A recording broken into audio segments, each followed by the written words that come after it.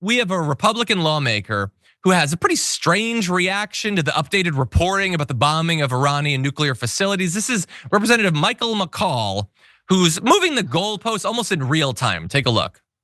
Well, it's unfortunate that intelligence gets leaked so quickly in this administration. I understand the president's frustration. Having said that, it did cause significant damage.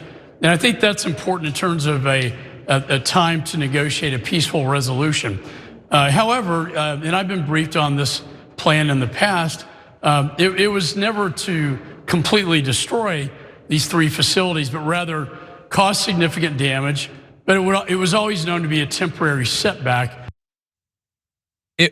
It wasn't about destroying those facilities. I think it is going to be hard to convince people it wasn't about destroying the facilities when Donald Trump is still saying we destroyed the facilities, and that's the greatest thing that's ever been done by a military on earth.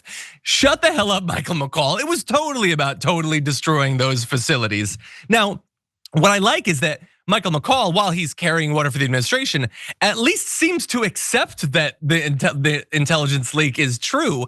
That sets him at odds with other members of the administration, and by the way, might result in him being primaried. You do not casually accept the truth in the Republican Party. But anyway, Trump is he's fighting back against it.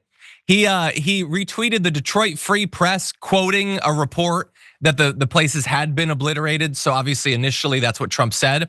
So the Detroit Free Press quoted a member of the administration saying it had been obliterated. And that is now itself evidence that it had been obliterated. That's not how anything works.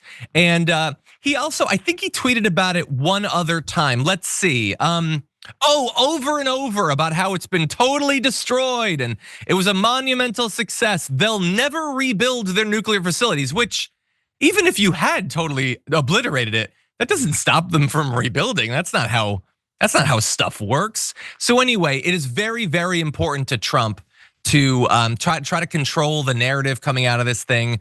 And again, the consequences of this war that Israel and the United States started, that's the important thing. And we will return to that. But the constant lies, the demonization of the media, it's just ridiculous, Sharon. Yeah, it is, and he's still at it. Can someone hand the president a fistful of, I don't know, melatonin? Just tell him it's vitamins and it'll prop him up. He likes to destroy things, I get that. But this whole thing is about jealousy and one-upism. Remember when Ukraine did that unprecedented strike in Russia and everyone was, oh my goodness, look what they were able to do. And then Israel came back and did something that was, oh my goodness, and they had the pagers and all that stuff before. This is why he wants to one-up it. He's that kind of a narcissist. Even this morning, he's saying things, on foreign soil, saying, I even told Marco, hey, you want to get a note together, like a promissory note and have them sign it? They're done.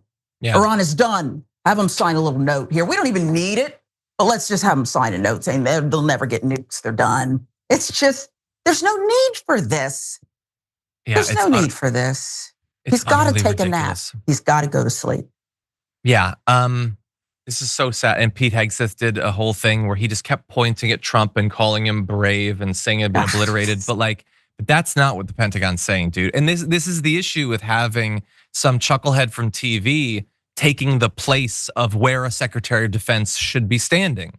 You need somebody who's serious, someone who's responsible, and you don't have that. You have a pathetic toady.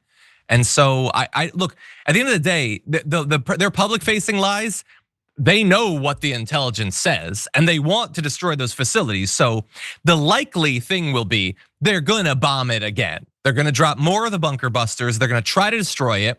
I can't wait to find out what the cover story is for why you need to do that when you successfully destroyed it the first time. But that would be my guess at this point.